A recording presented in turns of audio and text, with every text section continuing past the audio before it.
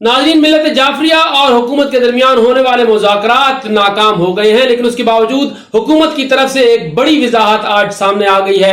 एक तरफ शिया उलमा कौंसिल ने मुल्कगीर एहतजाज का ऐलान किया है, अरबईन के जुलूसों को रोकने की बात की है और उसके साथ साथ पूरे मुल्क में मशी करने के ऐलानात भी कर दिए हैं, लेकिन उसको मशरूत किया है कि अगर हुकूमत की तरफ से रास्ते नहीं खोले जाते तो फिर इन ऑप्शंस पर अमल दरामद किया जाएगा। दूसरी जानब मजलिस वहदत मुस्लिमीन ने भी मशरूत तौर पर रमजान की तरफ मार्च करने का ऐलान किया है और 6 अगस्त से उन्होंने कराची से रमजान की तरफ मार्च का ऐलान किया है। इस तनाजुर में एक वजाहत जो है, एक बड़ी वजाहत जो है, एक बड़े ऐवान में कौमी असम्बली में आई है और वो वजाहत आई है वजीर कानून और इंसाफ आजम नजीर तारड़ की। उन्होंने क्या वजाहत दी है, खुद उनकी जबानी आप समाअत फरमाएं। इस वक्त जो वहाँ पे सिक्योरिटी खदशात और पोजीशन है और जिस तरह के दौनाक वाक़यात हुए हैं, हमीद साहब ये मिनिमम पॉसिबल टाइम के लिए होगी, शायद ये कुछ हफ्तों या दिनों के लिए है, ये कोई पाबंदी खुदा न खास्ता मुस्तकिल नहीं है। और इसके अल्टरनेटिव के तौर पे सिविल एविएशन ने, ख्वाजा आसिफ साहब अभी एक मीटिंग हम करके आए हैं, एक्स्ट्रा फ़्लाइट्स का भी है और मीनवाइल जो सिक्योरिटी मेजर्स पूरे करने हैं वो करके इंशाअल्लाह अज़ीज़ ये सिलसिला रिज्यूम हो जाएगा। ये पाबंदी को तवील अरसे के लिए नहीं है।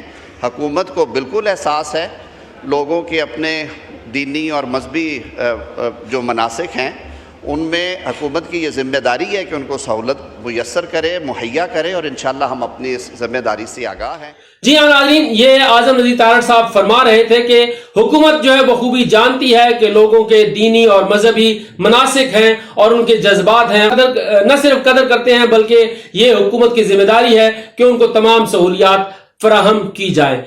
यहाँ पर मैं फिर ये कहूंगा कि हुकूमत से गलती क्या हुई। गलती ये हुई कि जब ये तमाम चीजें सामने थी तो उस सूरत हाल में तमाम स्टेक होल्डर्स के साथ एक तवील मुशावरत की जाती, उस मुशावरत के बाद लाए अमल पर गौर किया जाता और मुतबादिल रास्ता जो है वो दिया जाता ताकि ना पैनिक क्रिएट होता और ना सूरत हाल यहाँ तक पहुंचती। अब हुकूमत की तरफ से ये वजाहत आ रही है, लेकिन क्या ये वजाहत काफी होगी? क्या इस वजाहत के बाद होने वाले मुजाहिरे मुलतवी कर दिए जाएंगे? क्या इस वजाहत से उन तमाम ज़ायरीन को जो बाय रोड जाना चाहते थे और अगर वो रह गए तो क्या उनको तसल्ली और तशफ़ी होगी?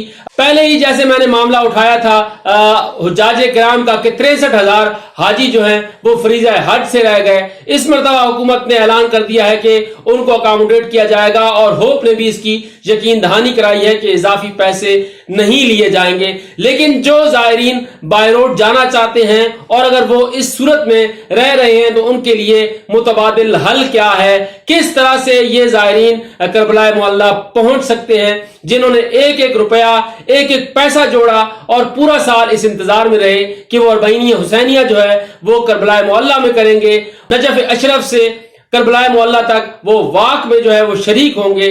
लेकिन ऐन वक्त पर जो फैसला किया गया उन ज़ायरीन को किस तरह से अकोमोडेट किया जाएगा, यहां पर सवाल ये पैदा होता है, आया इसका कोई हल निकलेगा या नहीं निकलेगा?